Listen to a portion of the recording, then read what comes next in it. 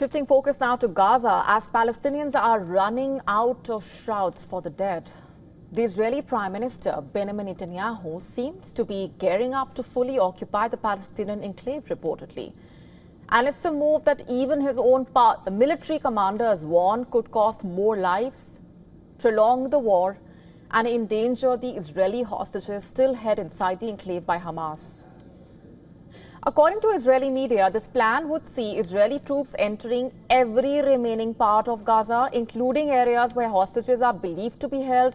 It's a strategy that is reportedly opposed by the IDF's own chief of staff, Eyal Zamir. But Netanyahu does not care, it seems. According to Israeli media reports, Netanyahu has told ministers that if the chief of staff does not agree, he should resign. The Israeli military already controls about 75% of the now besieged Palestinian territory, and now the push is for total conquest, reportedly. On the ground in Gaza, though, bodies are piling up faster than they can be buried. On Monday and Tuesday alone, over 65 people were killed, many while waiting near aid distribution sites. On Tuesday, 26 people were killed by Israeli gunfire and airstrikes, reportedly, including 14 who were waiting near an aid distribution site. We are forced to. We want to feed our children. I have young children. How am I supposed to feed them? No one has mercy. This resembles the end of the world. It's every man for himself. If we fight, we get the food. If we don't fight, we don't get anything.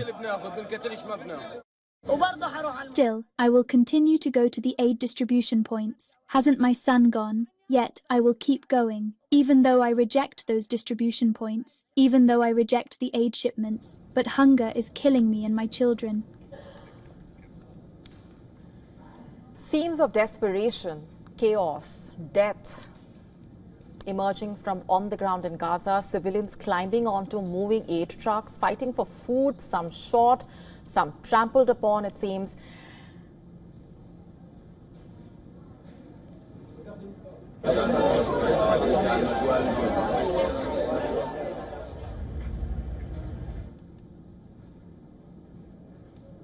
The war has seen the death of more than 60,933 Palestinians.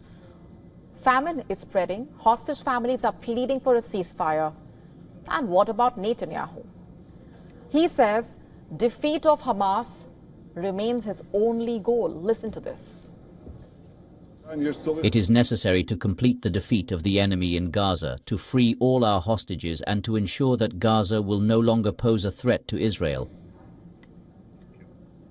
But Netanyahu is under pressure on several fronts. Domestically, the families of the 49 remaining Israeli hostages in Gaza are demanding a ceasefire so their loved ones can come home finally. And around the world, humanitarians are pushing for a ceasefire to allow in food for the starving people. Several European capitals, in fact, have announced plans to recognize Palestinian statehood despite fierce US and Israeli opposition. Meanwhile, Netanyahu's far-right allies in his ruling coalition want to seize the opportunity of the war to reoccupy Gaza and tighten control of the occupied West Bank. In fact, Israeli Foreign Minister was in New York, where Israel's US ally was helping organize a UN Security Council meeting to focus the world's attention on the fate of the hostages. But behind closed doors, Israel's security cabinet is deeply divided. On one side, Netanyahu, far-right ministers, hardline generals pushing for occupation. On the other, the chief of staff, the Mossad chief, Israel's foreign minister, who says the focus should be on a ceasefire and hostage deal. General Zamir even cancelled the US trip, in fact, citing the gravity of the situation.